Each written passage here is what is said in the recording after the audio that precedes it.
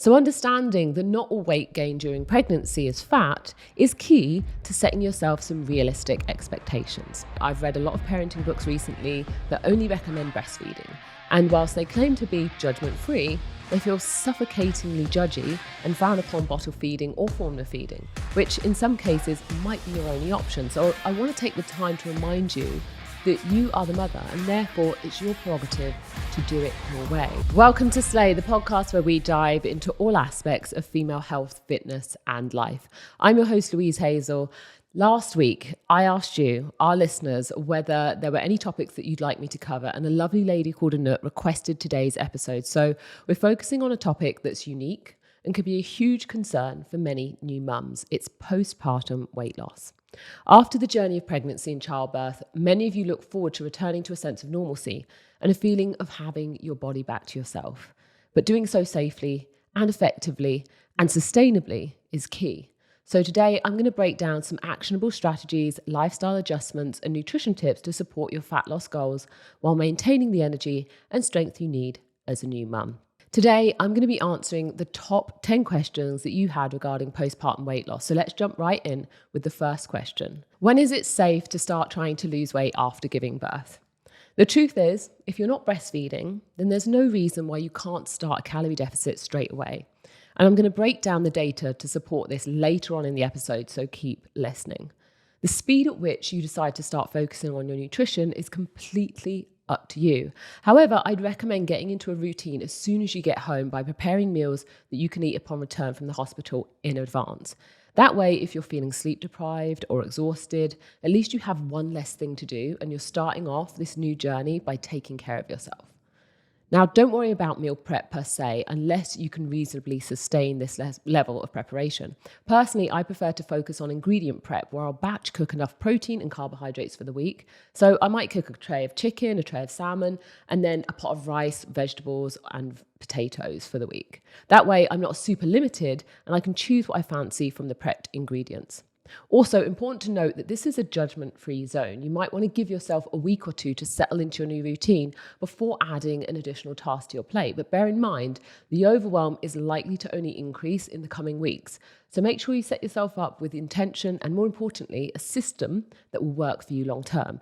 Now, what does a system that is sustainable look like? Well, it has to be within your budget. So whether you're hiring a chef or ordering healthy takeout or cooking for yourself, it has to be a system that you can see yourself sustaining long term.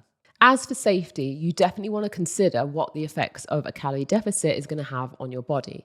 An extreme calorie deficit can cause low energy availability, muscle weakness, poor sleep quality, and low blood sugar, which could cause those who are susceptible to fainting to pass out. Not pretty, especially when you're already tired and looking after a newborn. So I'd highly recommend starting with a moderate calorie deficit of 250 calories per day. And depending on how you're feeling, you can go up or down from there.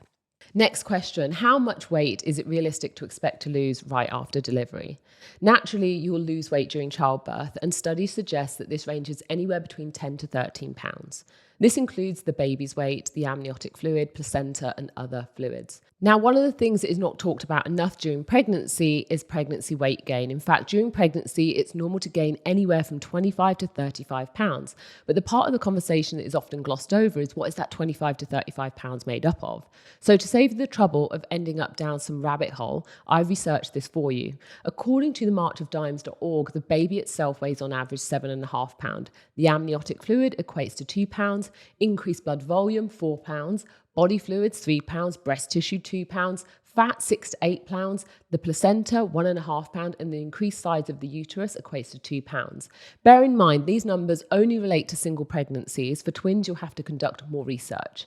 So now that you know that post-pregnancy, you'll likely be left with 6 to 8 pounds of fat, 4 pounds of increased blood volume, and at least 2 pounds of breast tissue, 3 pounds of body fluids, and 2 pounds of uterus, that means that even if you lost 6 to 8 pounds of fat mass in your first 8 to 12 weeks, your body's still going to require a good 3 to 6 months for your breasts, uterus, body fluids, blood volume to return to pre-pregnancy levels. So understanding that not all weight gain during pregnancy is fat is key to setting yourself some realistic expectations. Next question. Will breastfeeding help me to lose weight? No, only a calorie deficit will help you lose weight. While studies suggest that breastfeeding can burn up to 500 calories per day, many mothers make the assumption that the weight is going to just melt away as soon as they start breastfeeding. Well, as lovely and as effortless as that might sound, it simply isn't the truth. And more importantly, it doesn't make sense. The reality is, if you're not in a calorie deficit, there's zero chance that you'll lose any weight. The question that breastfeeding mothers need to be asking is, will a calorie deficit affect my milk production? A 2021 study in Australia found that mothers that cut calories by 500 calories per day for a period of 2 weeks significantly reduced their body weight and fat mass. The study also found that milk production and infant growth was unaffected. The results showed that there's no adverse impact on a short duration of calorie restriction for new mothers. However, they did conclude, whilst this should provide reassurance to mothers who seek to lose fat mass whilst breastfeeding, little is known about the long-term effects and that further study is required. So the simple answer is no. Based on this study alone, your milk supply shouldn't be affected in the short term by a calorie deficit, but that doesn't mean that your milk supply won't be affected by a calorie deficit because everyone is different. Therefore, if you do proceed with a calorie restriction, I advise you to proceed with caution and common sense. If your primary goal is to sustain enough milk for you to solely breastfeed your baby, then you could aim to consume maintenance calories, meaning that the energy you burn daily should be equal to the amount that you consume on a daily basis.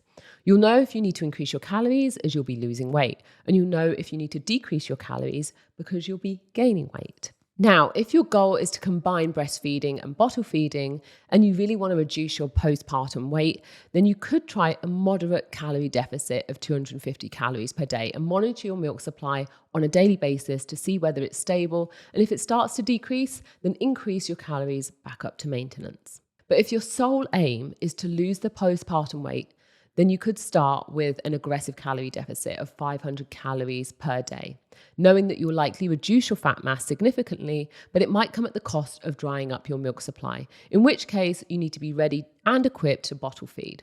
Again, this is a zero judgment zone. I've read a lot of parenting books recently that only recommend breastfeeding, and whilst they claim to be judgment-free, they feel suffocatingly judgy and frown upon bottle feeding or formula feeding, which in some cases might be your only option. So I want to take the time to remind you that you are the mother and therefore it's your prerogative to do it your way. Remember, there's no wrong or right way to feed your child. There's only what works for you.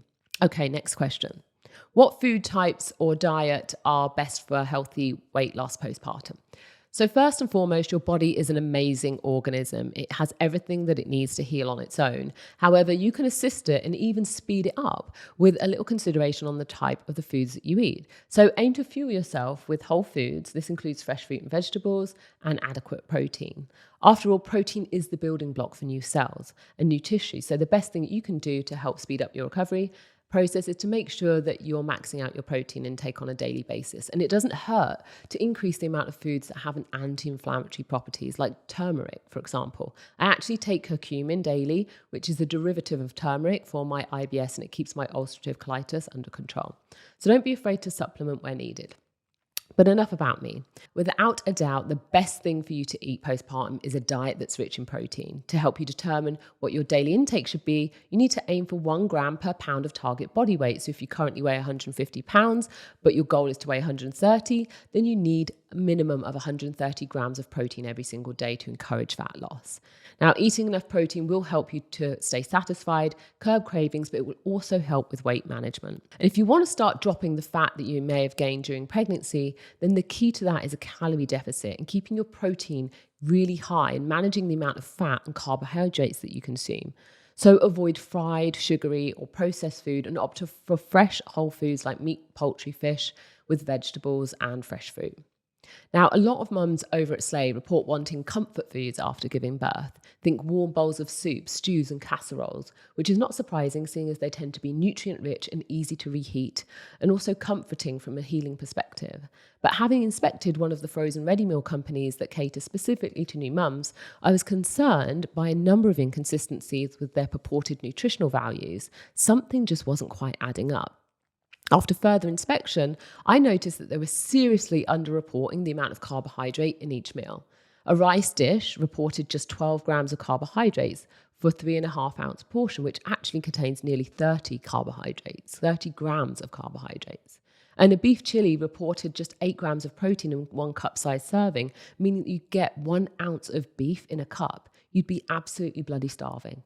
Further to my horror, I noticed that each meal, breakfast, lunch, and dinner, was based around starchy carbohydrates like oats, rice, and lentils, which provide a lot of energy that arguably is not necessary for a new mother who might be going from an active lifestyle to a sedentary one overnight. So I say this to say that if you have gained weight postpartum, it's probably not your fault. And just because a meal prep company sounds convenient, it doesn't mean that it's going to help you with your goals, whether that's weight loss or healing. Now, if you're struggling with high protein ideas, then check out the link in my bio on Instagram for my 30 high protein recipes. Next question, what can I do to manage my weight during my pregnancy? First and foremost, it's normal to gain 5 to 10 pounds of fat mass during pregnancy. But also, how can you tell if the weight that you've gained is fat or just your new big old breasts or even muscle mass? Well, you wouldn't know unless you have a before and after reading of your body composition. So I highly recommend investing in a smart at-home scale and checking in daily or getting a body composition test done like we do at Slay using our InBody machine. Make sure you record your measurements prior to pregnancy and post-pregnancy so that you have some comparable metrics. Now, bear in mind that some bioelectrical impedance scales like the one at our gym are not advised for pregnant mothers. So if you're family planning, you might want to get that test done before you plan on getting pregnant. Now, as for weight management during pregnancy, without a doubt, the best thing for you to eat is a diet that is rich in protein. During pregnancy, when your hormones are taking over the steering wheel, your appetite might change, you might experience food cravings or even food aversions, but that doesn't give you the green light to eat a ton of junk. If anything, you should aim for the best quality food that you can afford for you and for your baby. Sure, it's normal to have a treat every now and then, but you should aim for this to be the exception and not the rule. And it's more important than ever to ensure that you're eating a balanced and nutritious diet on a daily basis. So how much protein is enough? You'll want to aim for 1 gram per pound of body weight. Now, this should increase as your pregnancy evolves. So if you start your pregnancy weighing 130 pounds, then you'll need 130 grams. And if you finish at 150, then you'll need 150 grams of protein per day. Eating enough protein will help keep you satisfied, curb those cravings, and again, help with weight management.